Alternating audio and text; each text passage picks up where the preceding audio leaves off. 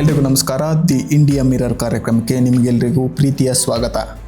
Aim for ಸೇವಾ ಇದೊಂದು 23 ವರ್ಷಗಳ ಹಳೆಯ ಸಂಸ್ಥೆ. ಕಳೆದ 2 ದಶಕಗಳಲ್ಲಿ ಗ್ರಾಮೀಣ ಭಾರತದ ಶಿಕ್ಷಣದ ಗುರಿಯತ್ತ ಮಹತ್ವದ ಪ್ರಗತಿ ಸಾಧಿಸಿದೆ. ಇದು ಭಾರತದೆಲ್ಲೆಡೆ 16 ರಾಜ್ಯಗಳಲ್ಲಿ 130ಕ್ಕೂ ಹೆಚ್ಚು ಯೋಜನೆಗಳಿಗೆ ವಿಸ್ತರಿಸಿದೆ.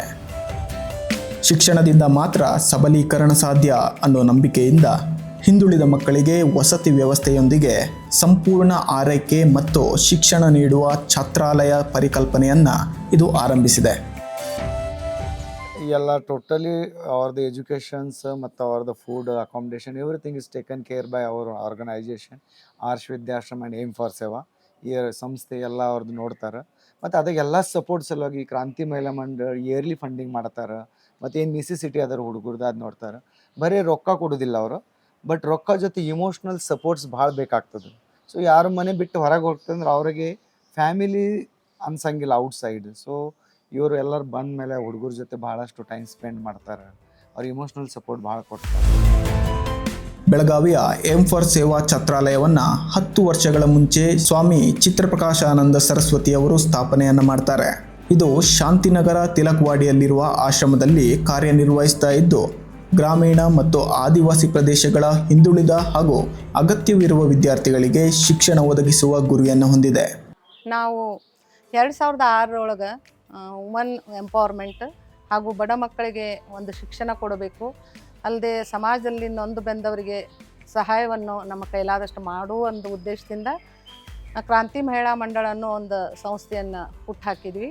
ನಮ್ಮ ಹಿಂದವಾಡಿಯಲ್ಲಿ ಕೆಲವೊಂದು ಹೆಣ್ಮಕ್ಳು ಸೇರಿಕೊಂಡು ಈ ಒಂದು ಮಹಿಳಾ ಮಂಡಳಿಯನ್ನು ಸ್ಥಾಪನೆ ಮಾಡಿದ್ವಿ. ಈಗ ಅದು ತುಂಬ ಚೆನ್ನಾಗಿ ನಾವು ಸಮಾಜ ಸೇವೆಯನ್ನು ಮಾಡ್ತಾ ಇದ್ದೀವಿ.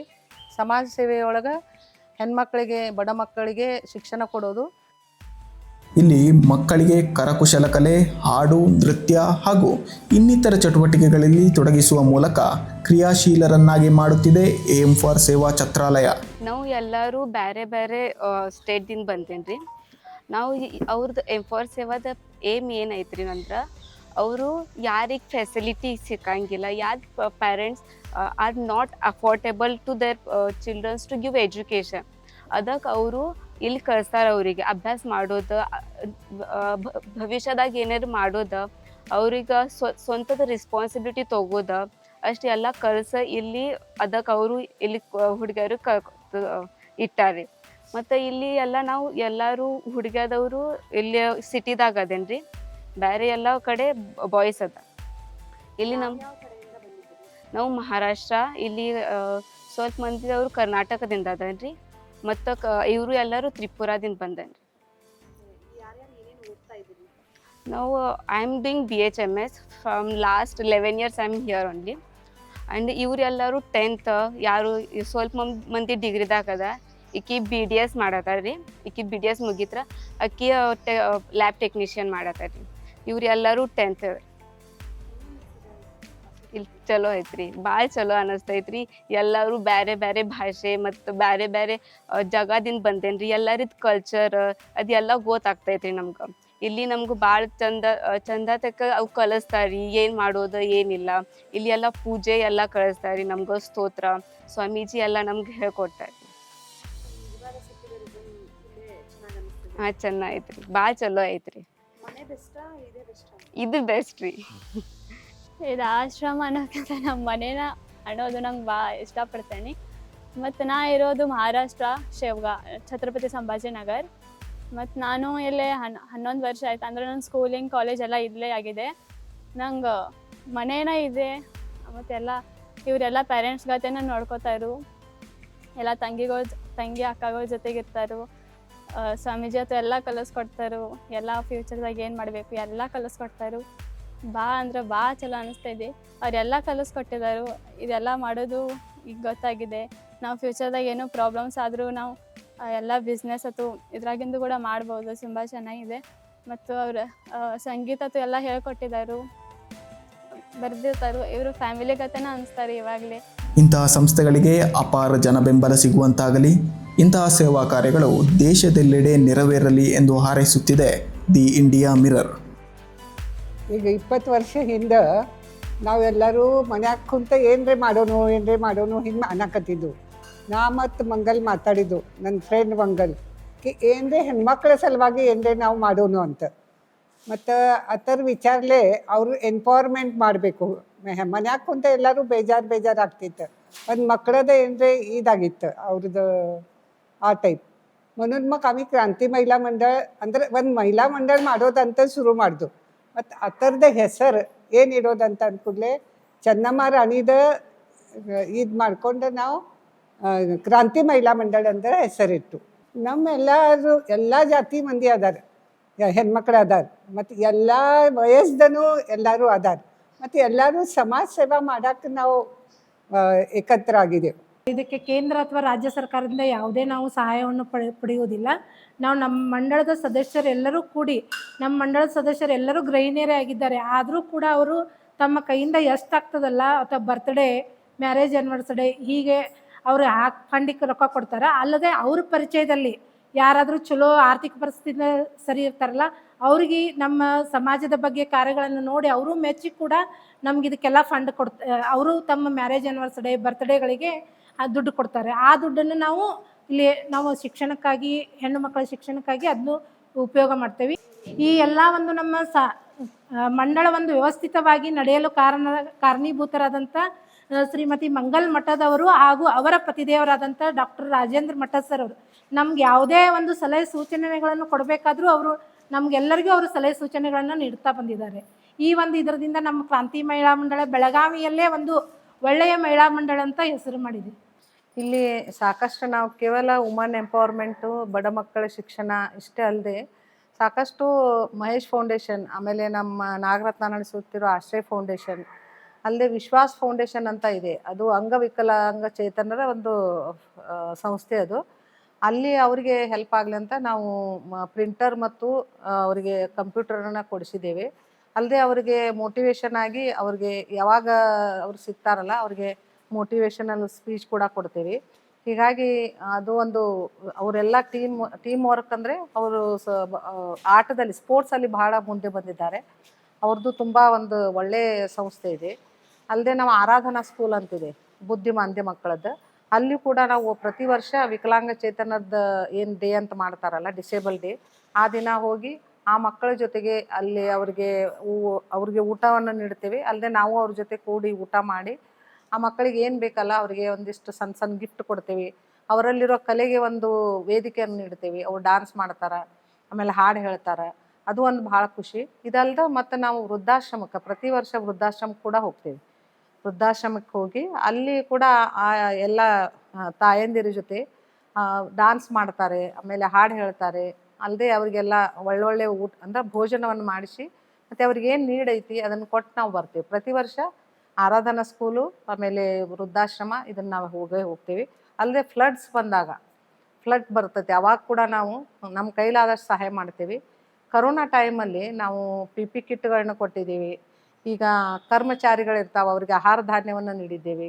ಅಲ್ಲದೆ ಇವರು ಕಲಾವಿದರಿಗೆ ಭಾಳ ಪ್ರಾಬ್ಲಮ್ ಆಗಿತ್ತು ಅವಾಗ, ಅವ್ರಿಗೂ ಕೂಡ 1-2 ತಿಂಗಳದ್ದು ಅವರಿಗೆ ಧಾನ್ಯಗಳದೆಲ್ಲ ಸಹಾಯ ಮಾಡಿದ್ದೀವಿ.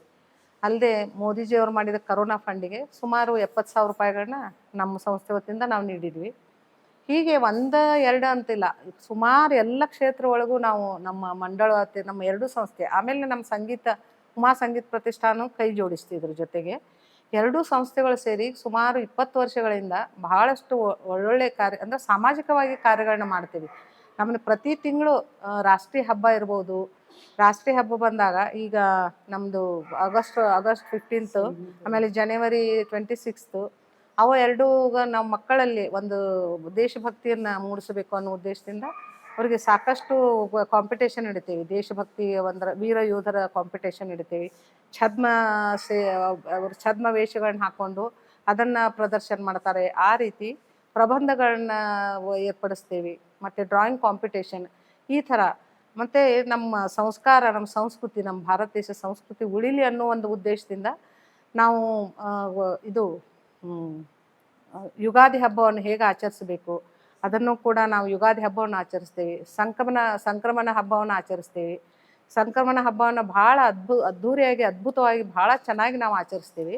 ನನ್ನ ಮಹಿಳಾ ಮಂಡಳದಲ್ಲಿ ಎಷ್ಟು ನನ್ನ ಸಹೋದರಿಯರದಾರ, ನಿಜವಾಗೂ ಹೇಳ್ಬೇಕಂದ್ರೆ ಅವ್ರ ಸಹಾಯ ಸಹಕಾರ ನೀವು ಮಾಡ್ರಿ ಮೇಡಮ್, ನಾವು ನಿಮ್ಮ ಹಿಂದೆ ಇರ್ತೇನೆ ಅಂತಾರೆ. ಆಮೇಲೆ ಈಗ ಅಧ್ಯಕ್ಷತೆ ನೋಡ್ರಿ, ಫಸ್ಟ್ ಅಧ್ಯಕ್ಷರು ನಮ್ಮ ಆಶಾ ನಿಲಜ್ಗಿ ಅವರಿದ್ದರು. ಆಮೇಲೆ ಇವ್ರು ನಮ್ಮ ಕಾಡಣ್ಣವ್ರು ಆದರು. ಹೀಗೆ ಒಂದಿಷ್ಟು ಜನ ಆದರು. ಆಮೇಲೆ ಈಗ ನೋಡ್ರಿ, ಈಗ 10 ವರ್ಷ ಆಯಿತು, ನೀವೇ ಮಾಡ್ಬೇಕಾ ಅಂತಾರೆ. ಅದು ನಮ್ಮಲ್ಲಿ ಚಿತ್ರ ಅಂದರೆ ಕುರ್ಚಿಗಾಗಿ ಯಾರೂ ಬಡದಾಡೋದಿಲ್ಲ. ಕುರ್ಚಿಗಾಗಿಲ್ಲ, ಕೆಲಸ ಆಗಬೇಕು, ನೀವು ಮುಂದೆ ಮಾಡ್ಕೊಂತ ಹೋಗ್ರಿ, ನಾವು ಹಿಂದದೀವಿ ಅಂತ ಇಷ್ಟು ಒಂದು ನಂಗೆ ಬೆಂಬಲ ಐತಿ. ಅದು ನಂಗೆ ಭಾಳ ಖುಷಿ ಅನಿಸ್ತೈತಿ. ಹಾಗಿರೋದ್ರಿಂದನೇ ಈಗ ಮಾಡ್ಲಿಕ್ಕೆ ಸಾಧ್ಯ. ನನ್ನೊಬ್ಬಳಿಂದ ಇದು ಕಾರ್ಯ ಸಾಧ್ಯ ಇಲ್ಲ. ನನ್ನ ಎಲ್ಲ ಮಹಿಳಾ ಮಂಡಳದ ಹಾಗೂ ನನ್ನ ಸಂಗೀತ ವಿದ್ಯಾರ್ಥಿನಿಯರು ಈ ಮಹಿಳಾ ಮಂಡಳಕ್ಕೆ ಜಾಯ್ನ್ ಆಗ್ಯಾರ. ಅದು ಒಂದು ಖುಷಿ. ನನ್ನ ಕಡೆ ಸಂಗೀತ ಕಲೀಲಿಕ್ಕೆ ಬರ್ತಾರೆ. ಇವರೆಲ್ಲ ನನ್ನ ಸ್ಟೂಡೆಂಟ್ಸೇ. ಇದರಲ್ಲಿರೋರೆಲ್ಲ ನನ್ನ ಸ್ಟೂಡೆಂಟ್ಸೇ. ಅವರು ಕಲೀಲಿಕ್ಕೆ ಬಂದಾಗ ನಾನು ಈಗ ಹೇಳ್ತಾ ಇದ್ದೆ, ಅದನ್ನು ನೋಡಿ ಅವರೆಲ್ಲರೂ ಜಾಯ್ನ್ ಅದಾರ.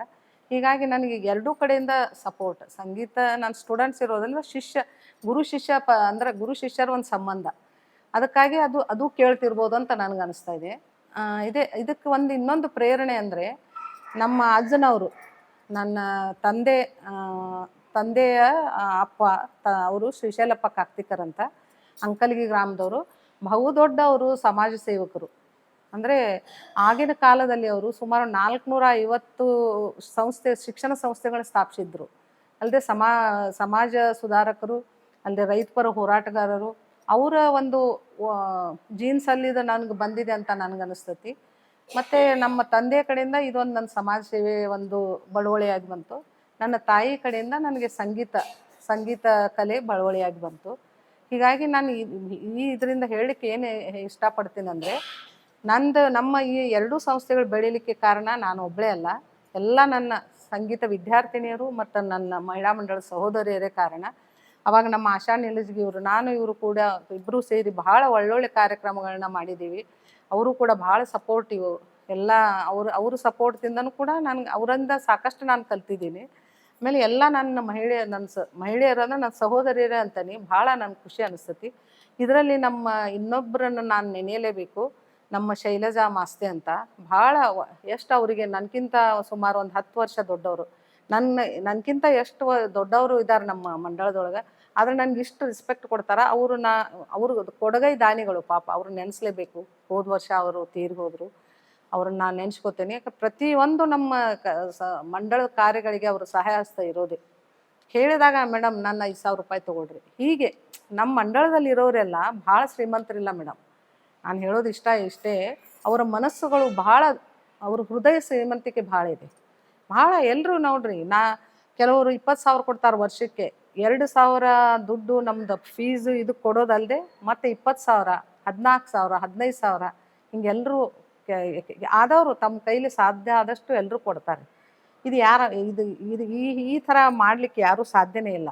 ಅದೇ ಒಂದು ನಂಗೆ ಭಾಳ ಖುಷಿ ಮೇಡಮ್. ಅದು ಒಂದು ನಮ್ಮ ಮಂಡಳದ ಒಂದು ವಿಶೇಷತೆ ಅಂತ ನಾನು ಹೇಳ್ತೀನಿ. ಇದಾಗಿತ್ತು ಇವತ್ತಿನ ವಿಶೇಷ. ಧನ್ಯವಾದಗಳು.